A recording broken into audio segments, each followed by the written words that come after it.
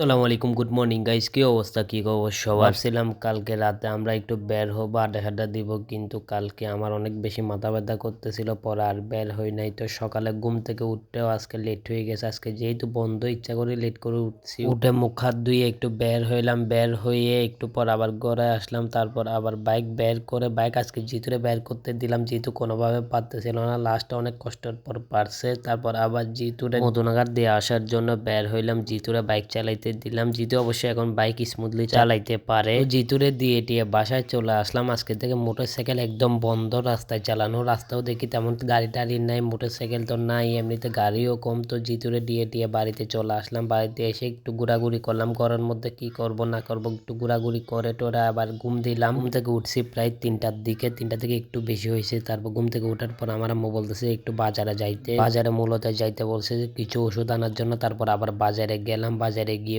ওষুধ আনলাম। ওষুধ অবশ্য সব পাই নাই, কিছু ওষুধ পাইছি, কিছু ওষুধ পাই নাই। একটা সিরাপ দিছিল, ওইটা পাই নাই। আবার বাড়িতে আসলাম, জিতুও বাড়িতে আসছিল লাঞ্চ করার জন্য। তারপর আবার জিতুরে নিয়ে বন্ধুরাঘাট গেলাম। মদনাঘাট গিয়ে ওষুধটা খুঁজলাম, 2-3টা দোকানে পাই নাই। লাস্টে একটা দোকানে আমি পাইছি ওষুধটা, তো ওষুধটা নিলাম। ওষুধটা নিয়ে আবার বাড়িতে আসলাম। আর মাঝে একটা ফ্রেন্ডে কল দিলাম যে আসার জন্য, আড্ডা দিব। ও বলতেছে ওরা আনতে যাইতে হবে। তো ওরা বললাম যে আমি বাড়িতে যাই, বাড়িতে গিয়ে ওষুধ টষুধ দিয়ে লাঞ্চ টাঞ্চ করে এসে ওরা আনতে যাবো। ওরা বাড়িতে এসে ওষুধ টষুধ দিয়ে লাঞ্চ করলাম। লাঞ্চ করে আবার মদনাঘাট গেলাম। মদনাঘাট থেকে আবার ওরা আনার জন্য ওইদিকে গেলাম, ওদের ওইদিকে। তারপর আবার ওর বাসায় ও নিয়ে গেল। ওর বাসায় গিয়ে একটু চাটা খাইলাম, চাটা খেয়ে তারপর আবার মদনাঘাট আসলাম। মদনাঘাট এসে একটু আড্ডা সাড্ডা দিব, তখনই আমার আম্মু কল দিল যে ওষুধ নিয়ে বাসায় যাওয়ার জন্য খুব তাড়াতাড়ি। তারপর ওষুধ কিনলাম, ওষুধ কিনে টিনে আবার বন্ধুরে নিয়ে বাসায় গেলাম। বন্ধুরে নিয়ে বাসায় গিয়ে ওষুধ টষুধ আমার আম্মুরে দিলাম। তারপর আবার চলে আসলাম যে আড্ডা দেওয়ার জন্য। তো কিছুক্ষণ আড্ডা দিলাম। আড্ডা দিয়া বন্ধু একটা বলতেছে যে ওর বোনের বাড়িতে যাবে বেড়াতে, মানে চাটা খেয়ে আসবে, তো আমি সহ যাবো এরকম বলতেছে। তো আবার আরেকটা বড় ভাই বলতেছে যে ও বাজার করতে যাবে নজুমিয়া। তারপর আমরা ভিতরের রাস্তা দিয়ে নজুমিয়ার চলে গেলাম হচ্ছে যে বাজার করার জন্য। ওইখানে গিয়ে ওরা তেমন বাজার করে নাই, মূলত গেছে হচ্ছে যে মাছ টাছ এইসব কেনার জন্য।